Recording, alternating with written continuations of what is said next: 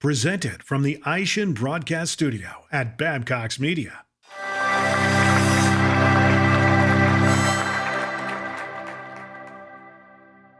Welcome to the AutoSuccess Executive Spotlight. I'm your host, Brian Ankney. Today, our guest is Steve Guyette from Total Customer Connect. Welcome. Brian, thank you. Thanks for Hey, I having me. really appreciate you coming into town. I appreciate you being here. It's great. Let's talk about the phones. I mean, I think everybody watching this knows that the phones don't get answered nearly as often as they should at a dealership. You know, what can dealers do about that? I'll tell you, Brian, I mean, from my background, I came from the dealer world. And when I was running my car dealerships in the service department, the most aggravating thing was just watching or looking at the phones and ring and ring and ring and never getting answered. It's opportunity, right? That's how we're growing our business, is those phones ringing. We need to answer the phones. I mean, how many times would you answer the phone? That's the hardest thing in the world, just answer the phone. And I can remember the owners of our dealership saying, the phones here are horrible. They're the worst thing in the world. I mean, and he was right. He was 100% right. There's no question about it. So what do you do about it? Well, how about an AI? And so that's what we've done. I mean, you've been hearing a lot of buzz in the industry. Everybody's talking about AI. Well, we decided to get onto the buzz wagon, and we started developing an AI for our customers. And when you think about it, so now, you know, your phones are ringing.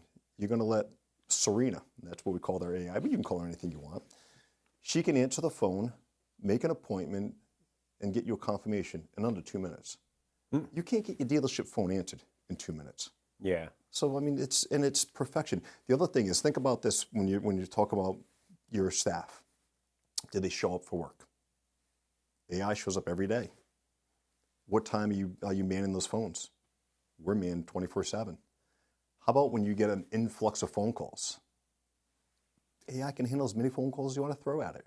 So you'd have to staff up accordingly. And then the other thing is, when you're staffing, you're just guessing when those phones are going to ring. You try to do some analytics. Like I used to think between 10 and 2, that was the time the phones rang. But all of a sudden one day it's dead at between 10 and 2 because I had 5 people on. What do you do with these people? It just gets so frustrating in the business.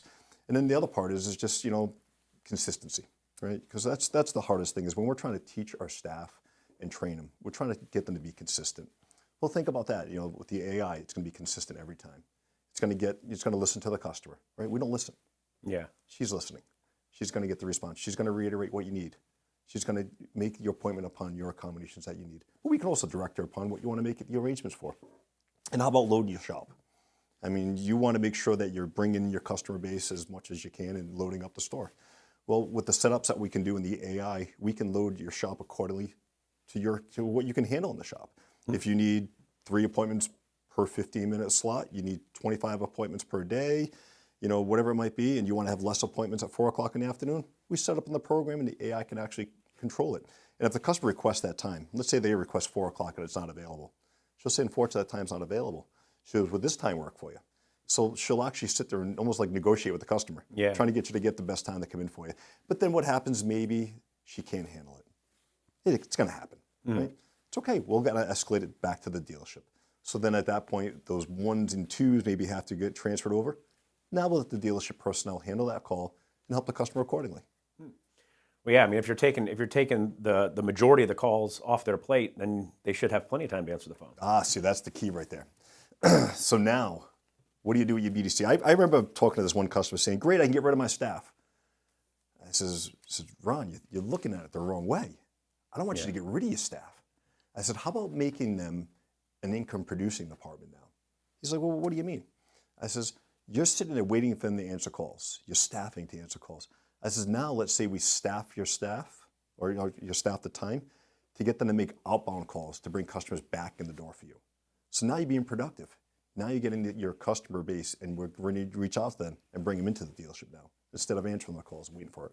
Now, is that mostly like people that like declined a service that you're calling, or is it just people that haven't been in the store in a year? Listen, or like who are you calling? It can be anything. I mean, anything you want to design it. I mean, when we look at some of our BDC jobs, we want to call it, I mean, it can be service reminders. It can be appointment reminders. It can be thank yous. It can be declined services. You know, how about, hey, I haven't seen you in a while. I'm going to recover you back. My lost soul customers, I'm going to get you back in the door. That's where it's going to be. I mean, we've been trying emails. We've been trying direct mail. And, you know, does it work? It's an evil necessity. It's going to be out there. But how about that live phone call, especially a customer that has not been to you for 18 months? All of a sudden you make a personal phone call to them. It's like, hey, Brian, I've missed you. Can we offer you a manager special to come back? Even if I leave you a voicemail, it's personalized. Yeah. Well, you brought up how the AI bandwagon is, and it is a big bandwagon. I mean, NADA this year, probably 400 of the 650 booths had AI in their name, right? They sure did. They sure did. Now, so dealers have a lot of people coming at them with a lot of AI solutions. Some of them are good, some of them maybe aren't so good. Sure. How can a dealer be sure that what they're getting is going to work for them, and how can they test drive an AI and make sure it's not just smoke and mirrors? Smoke and mirrors? Yeah. You're going to do a demo, and I'll tell you what, let's think about a demo. It's going to be the creme of the creme. It's going to be the best, right? That's what they're going to. I don't want to see that. I want to see real live world. Give me the phone number of the dealership. Let me make a phone call to that right now, and let me experience it as your customer's experiencing it. Test it. It's the only way to check a real live AI. So listen to what they have to offer you, but then get a phone number of a dealership that's actually working it. Make that phone call, and then just see how it reacts to a brand new customer. And when you're a brand new customer, and once I've given that information, if you call back again, does she recognize with you who you were? See, ours is doing that. So I call. I'd never called the dealership before. She says, "Hi, Steve." She goes. I call back again. "Hi, Steve. Welcome back. Did you want to cancel that appointment that you just created, or do you want to make a new appointment?" So she's actually able to recognize it. So we store the information when they call the first time. Nice. So it's very personal. Extremely interesting. When dealerships decide they want to do this, like how hard is it? Is this something that you just flip a switch and it goes? Is it something that takes a few months? Like, what does that look like? It is extremely painless for a dealer aspect of it. The only thing I need from the dealer is tell me what phone number I can redirect that phone call back to you. It's all I need from my dealers. Other than that, everything else is done. Typically, we can have a dealer set up in maybe 5-10 minutes, and then we'll actually test the phone out for maybe a day. We'll do a bunch of test calls, making sure it's active. You can be up and running in 24 hours. Now, I want to go back to the service drive. So, a lot of times service writers are a little hesitant to refer a high ticket item to sales to try to convert that into a sales customer, because they don't want to lose income. Yeah. How can technology help to facilitate that and bring those customers into the sales department? Let's talk about the elephant in the room for a minute. So what is a dealership all about? Well, sales opens the door for service. Service keeps the door open to sales. It's the true circle of life. We've got to get our customers to get out of those cars and back into it. So why does our service staff not want to do that? Because they're afraid they're going to lose that ticket item, right? Again, we have to take the human element out of that. So sometimes if we have a high ticket item coming in and we're looking at maybe, is this customer in equity, are they not in equity, what's going on? So we have a tool now that can actually do equity mining. And what we'll do is literally the day before anybody comes into the dealership, you would have a list of every customer coming in to the dealership, whether they're in positive equity or negative equity, and you can find out all the information about it. And it doesn't matter if they bought the car from the dealership or not. They could have bought it from some local facility down the road. We're going to show the equity, and what we can do is we can forward it over to the sales manager or anybody in the sales department, so they can get a list and an idea of what's going on. And I know what this used to happen at my dealership. The sales staff would probably put their least trained salesman in the service drive first thing in the morning, and they would try that. "Oh, I want you to pick up some leads. It's a great place." It worked for the first day or two. Then he got frustrated because he didn't really know what he was doing. He walked out, and he got away. So now if you have an opportunity list, and you know what's going in, you got a customer that has a lot of great equity in that car, and maybe it's a 2-year-old vehicle. Now they can actually introduce themselves, give them an opportunity, and then maybe that car goes into the shop and needs quite a bit of work. Again, the same situation where we can also alert the sales staff when a high ticket item gets in. I'll just use a number. Let's say the job's $1,800. So the minute that job gets quoted at $1,800, an alert can go over to the sales staff to say, "Hey, John, so-and-so's car is in the shop right now. It needs a lot of work on it, and they're in positive equity in this car. It's an opportunity." And it gives the customer an option now. And then, of course, the advisors, you're taking money out of my pocket, you're taking money out of my pocket. Well, a good dealer will actually sit there and look at, no, I'm not going to take money. We're trying to get everything going in it, but they still take care of that advisor anyhow. With maybe, like we used to call them bird dogs, right? Yeah. So let's give them a little bit of a stronger bird dog. Instead of maybe that $50 bird dog, maybe that bird dog comes up to $200 on something like that. So it gets everybody, working together. And that's the biggest battle, is taking down those big walls of the dealership, is break them down, get the barriers down. And let's think about the one and only one reason, the customer. That's who we have to think about. Interesting. You said $1,800 repair. Every repair is $1,800. I just got a call. My 4Runner's in the shop right now, and the air conditioner, the compressor, is a $1,700 part. I was like, wait, what? Yeah. Like, I said, It's well, crazy. I It's guess not cheap. I mean, I don't want to sweat, so do it. You're right. And in some situations, can they do it? Can they not do it? Right? Yeah. It's tough. You don't know what their positions are, and especially if you know someone's in that positive equity, maybe they don't even realize they're in that positive equity either. I'm surprised. My 4Runner, I don't know any money on it because it's 5 years old. But they didn't ask me if I wanted to buy another car. And maybe they probably could have picked up a sale. You never know. Yeah. And sometimes you got to look at the incentives and specials going on right now. Could be a great opportunity for you. I'm like, all of a sudden you come home with a brand new vehicle. Yeah. Who knows? Now, I mean, with equity mining, how big of a deal is that? Like the dealerships that you have that are doing it. I mean, are we talking a sale a week, a sale a day? Like how big of an impact is it making on their sales? I mean, it can vary. I mean, it depends how big the store is. Because you got some small mom and pop stores. If they could pick up 3 or 4 sales a month, that could be a lot for them. Then you can get a couple of the other bigger guys picking up 2 a day. Oh, wow. I mean, can that happen? I mean, that's extreme. I mean, I wish I could say I've got a dealer picking up 2 sales a day. But I mean, if you really start getting all the wheels humming, could it happen? I mean, you're turning 200 cars a day. Yeah. It's an opportunity. Well, yeah, I mean, it's 1%. Doesn't take much. Yeah. Absolutely. The numbers add up fast. Presented from the Aishin Broadcast Studio at Babcock's Media. Steve, do you have any great tips or tricks or ideas that you can share with our audience about how to get more sales out of the service drive? The great thing about TCC is that we're getting ideas from dealers all around the country. Mm-hmm. I had one dealer said to me, Steve, I'm looking to build some traffic from the service department. What do you think about this idea? So he sits there and says, what if I offer anybody that wants to do a test drive $25 for a test drive? I says, it's a great idea. Why don't I go one extra? Why don't I do this for you? Why don't I put an actual, a banner on our website for you or on your appointment scheduler? Say, click here to go for a test drive and earn $25. And some of them are doing a $25 Amazon card. And I said, how about doing this? How about doing a $25 off service department, right? Because when you think about it from the dealer level, it doesn't cost you anything. A $25 gift card from Amazon costs you $25. Yeah. $25 in the service department may cost you reality $5, right at the end of the day. So some of my dealers picked up on that, so that was a fantastic idea. But here's the kicker.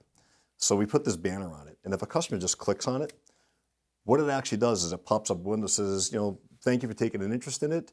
One of our salesmen will be, talking with you when you come in for service. Well, the magic happens really when the click is. An alert goes back to the sales department, and it notifies Frank in service and sales that Steve Guyette just clicked on this alert. He's got a 2020 Toyota Camry, and it's got 62,000 miles on it, and he's got positive equity in it. All of a sudden, he's just got all that information just loaded up. So now we're taking that equity mining and picking it up, and now we're looking at that full level coming on. So that best practice has actually picked up a couple cars out of the service drive, just because now you're getting a customer that has an interest, right? So now they're asking for it. It's just a test drive. Why not? I'm in for service for $25. Go for a test drive. Why not? Yeah. It's a very cheap lead. Yeah. Well, I mean, and you're definitely going to have use for the gift card, because you're it's not more getting than anything for $25. Yeah. That's for sure. Yeah. Well, I'd like to talk about keeping people accountable. I mean, that's a challenge at the dealership level, at every dealership. Sure is. How can technology help a dealer keep their people accountable? So again, my background was fixed operations, and I can remember when I was starting to learn the business, and my mentor said, you got to spin this wheel, and wherever the wheel stops, that's what you got to look at today.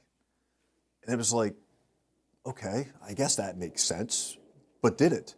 Because I'm guessing at what I want to be looking for. So what if you could constructively actually determine what you want to look at? I could sit there and look at reports all day long, spend hours behind a computer, And I'll tell you what, I've done it before. Started at 7 in the morning. By the time 5 o'clock rolled around, I could throw my reports. Everybody went home. I went home. The next morning, I almost forgot what I wanted to go over again with them. So now if you had technology that actually was looking or specifically looking at certain targets of what you want to measure and focus. Let's just say MPIs. I want to look at MPIs. So if I know my shop is running at an 85% MPI collection, we might be high-fi and that's a great job. But what's keeping us from getting that other 15%? It could be 2 people. The majority of my team could be doing everything great. I got 2 of my technicians that are not doing very strong MPIs or completing them. Now I can look at my report and I can actually see it's Joe and Tony. And I can walk right out to Joe and Tony, and instead of using it as an education standpoint, and instead of reprimanding. And that's the key to it. And that's one of the biggest factors that we do, is that we're always trying to reprimand our staffs, right? Because we're heated. But now if I'm constructively looking for something and looking into the technology, now I can help and educate them to get them to the next level. Even with our advisors. I mean, our advisors, they work hard. They do. I mean, I don't think I could ever be an advisor in my life. God bless them. They get one of the toughest jobs out there. They're moving more pieces. They got more stuff coming at them. And will they forget? Absolutely. So they need something to hold them accountable and keep them accurate and keep them in a process. So when you start to track 20 IROs a day, where some are tracking 30, it's not out of the norm. It happens. You got a lot of quick service and stuff going on in it. Do you know what's going on with all 30 of those customers? No. Nobody does. But if you can look at one screen and track every single one of your IROs, what's going on with it? I know this one's in the shop. I know this one's actually waiting on parts. Oh, I can see this one's, it's being worked on by Frank, and this one's over in cleanup. So now you can literally track every one of your vehicles. And how about work in progress at the end of the month? That was always, when I looked at the end of the month, we're trying to cram and get all the work done. Yeah. So now I'm going to, look at my work in progress. I'm going to call every one of my advisors and like, we got to get this month closed. What do you got? What do you got? Every day is an end of month now, because every day I can look at that screen and know exactly what's open, what's active, and I can sort it out by individual technicians or individual advisors, and I can sit there and look at Sue. So you got 22 open repair orders open right now. As I can see this stack right here, the rest look like they're going to be completed. They're in warranty. Everything's going to get done on it. What can we do to get these out? Oh, I've been waiting for parts in this one. Yeah, I can see it's been waiting for parts for 5 days. What's happening with that? Now maybe we can step in. So now we can be ahead of the curve on going into that. So that's where you're going to look at technology to try to help you to find out what's going on. And we don't need to look at everything. I mean, you can spend hours again looking at every single thing, but there's the few key indicators that's going to get your store to move. And it's again, watching that work in progress. How is it flowing? The statuses of your vehicles, where are they throughout the shop? And then let's take a minute to talk about special auto parts. That is probably one of the hidden areas in every dealership that is the biggest problem, that no one has a solution for it. What was my solution for it? Every morning, I would walk into my parts department. His name was Joe.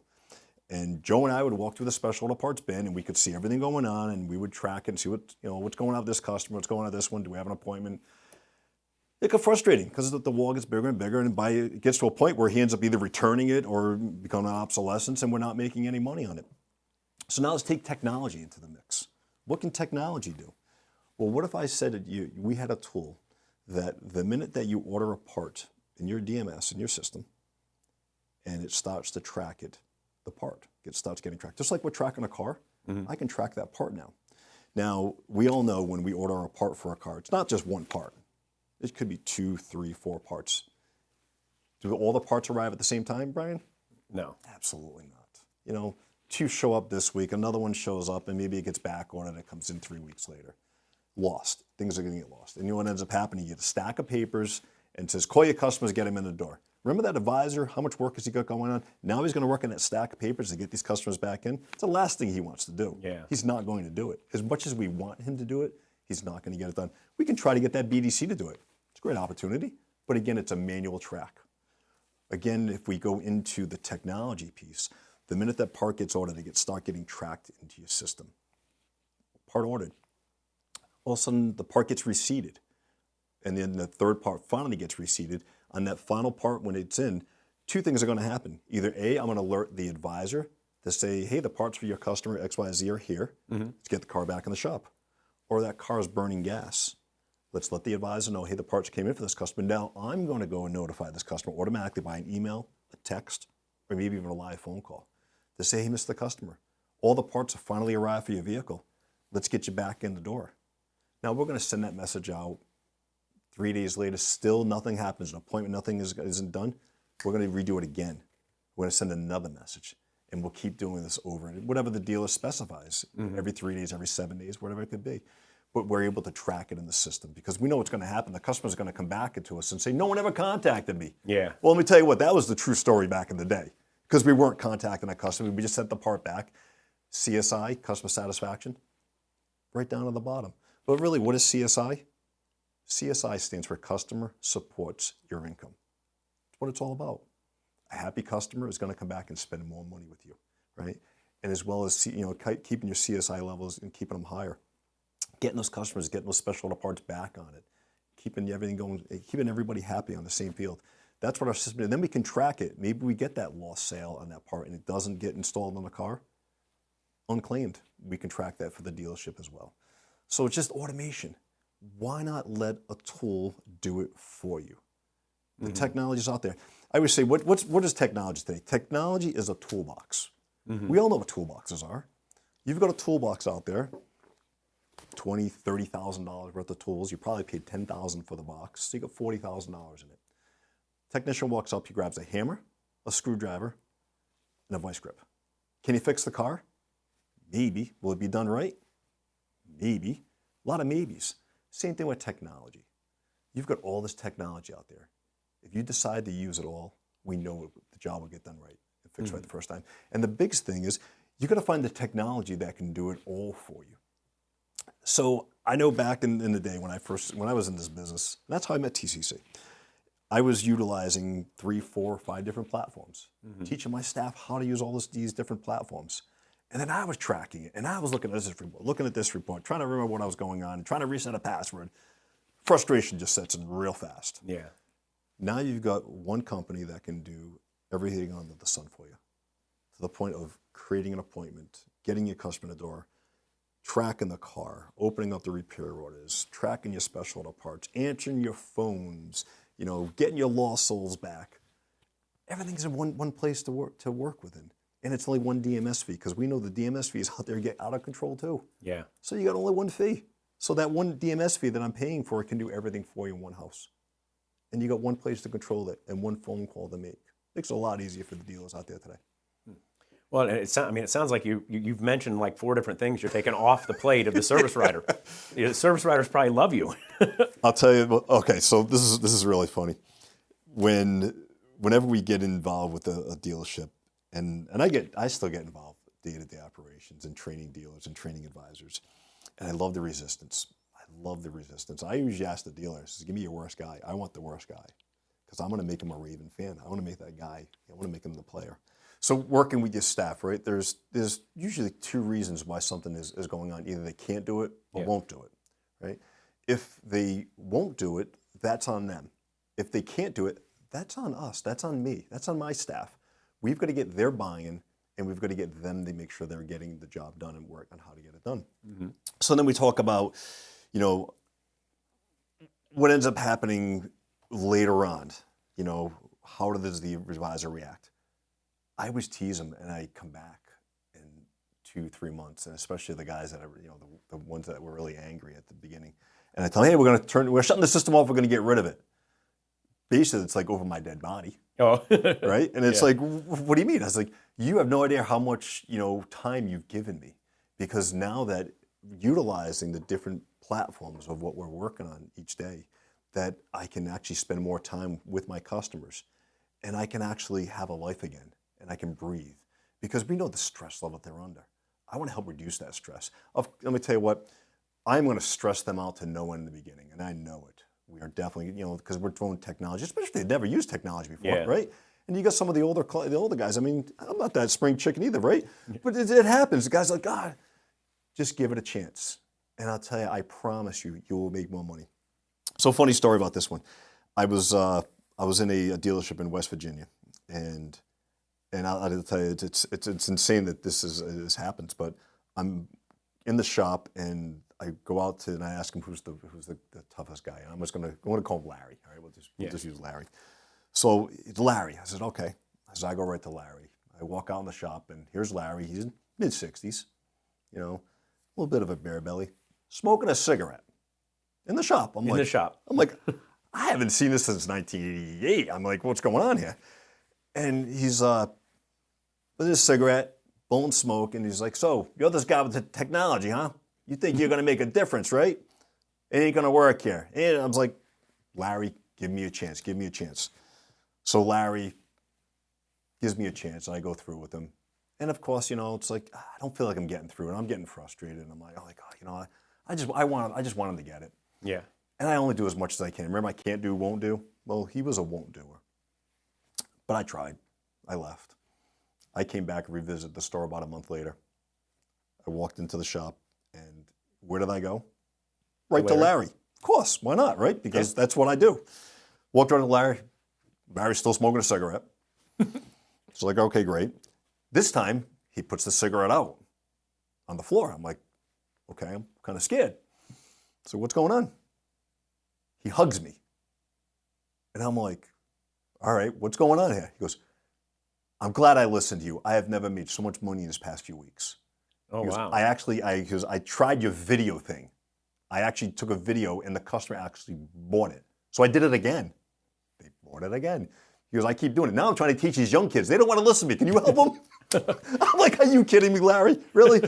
So it was really fun. And, you know, he still calls me and he's like, hey, you know, so-and-so needs help. And it's just so intriguing to see someone that they don't want it. And they actually figure it out that it's not that difficult. Yeah. And it is a good thing for you. It will help you. Talk to me about the video thing. Like, so what was Larry doing with the video? So, all right. So when we look at videos, like, I guess the point is, I'm not an actor. I can't do this. It's like, Larry, just be yourself. So I remember being back when I was a service director, and I always interviewed my people, and I would say, where do you see yourself in 5 years? Where do you see yourself in 10 years? Almost everyone. I see myself having my own shop. I own my own store. Great. The video is your chance to own your own shop, right? It's your claim to fame, it's your chance. So now what you can do is you can actually take any kind of tablet, phone, any device you want, and have a conversation with your customer, because we know what happens. Listen, our advisors do a really good job. They try their hardest, but there is an interpretation that's going to happen from that technician to your advisor to your customer.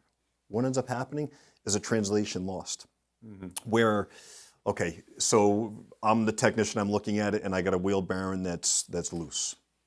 I tell the advisor, hey, Brian, customer's car wheel bearing's really loose, it should get replaced. Brian, now you go talk to the customer, say, yeah, you need a wheel bearing. Yeah, it's starting to make some noise. Okay, I'll hold off on that, right? Not knowing that this interpretation got lost, it's a loose wheel bearing. Now imagine with, you know, we're going to use Larry again because we're having fun with Larry. So now Larry has a video and he takes the wheel and he can actually move it and say, this is your wheel bearing. This is not normal. You should replace this. It's going to wear your tires out. Now you can educate the customer. And now the customer can make an educated decision on whether or not he can, you know, replace that bearing. Now there's different factors, right? When customers decide not to do something, either they don't trust you, which is the majority of the time when customers say no, they don't believe you. They can't afford it. That happens too, right? Or maybe they're just going to get rid of the car, right? So how do we fix all three? Well, the trust factor. I'm going to prove to you that this is what's bad. I can't afford it. You know, things are tight. Well, you've got some great finance options in different industries out there that a lot of dealerships are using right now. Utilize them. And even when you're sending the quotes to the customers, you can offer that. And even on the video, you can have a little link that shows you, hey, press here for, you know, $25 a month servicing. And then if they want to get out of the car, then you get into equity mining. It all comes full circle. So when it all comes working. So that video is so, so important, just to making sure that you're building that transparency, the trust with the customer. Because we have caused that in our industry, that people don't trust us because they've been taken advantage of. Yeah. I know it's happened to you. It's happened to me out there. I know what it is. So we want to make sure that we're being that transparent. So we got to get the technicians buying to do it. And I got some of my deals. They have a lot of fun with it. I got one, and I use his video all the time as one of for my demos when I do it. And there's a little and I thought it was ridiculous. He has a little finger pointer, like a little, like on a little thing, and he points to everything. But he does every video is consistently done every single time. He starts at the back of the plate, because a lot of your cars today, they don't have front plates, because it depends on what state you're in. So he did it from the back of the plate, this one, and he starts there, so the customer knows that is my car. And he starts at the back bumper, and he starts talking about things, and he's pointing out different components, and he goes through the exhaust, and he goes under your car. Now, you and I take this for granted. We're underneath the vehicle all the time. So it's like, not a big deal. When's the last time a customer's been under his car? Probably never. Yeah, never. Right? Now he's getting this video of going under his car. Now, this is the part that I love, absolutely love this. He gets to the oil pan, he talks about the maintenance that he's going to do. Then he gets to the oil pan, and then all of a sudden, boom, he popped out of the engine. He paused the video at the oil at the bottom of the engine, and then on the top of the engine, pulled it back out. I thought it was ingenious. I could not believe it. I mean, it was a brilliant video, and then it just got so exciting when he started to show that to the customers, and customers started engaging with it. And now it's consistent. Now he's getting every one of the technicians in the shop to do the same thing, and they're picking up sales. They're picking up a few more extra points. If they're closing maybe 25% of the work without any technology, great job. Put technology into it, now you're closing 35, 45% of your work.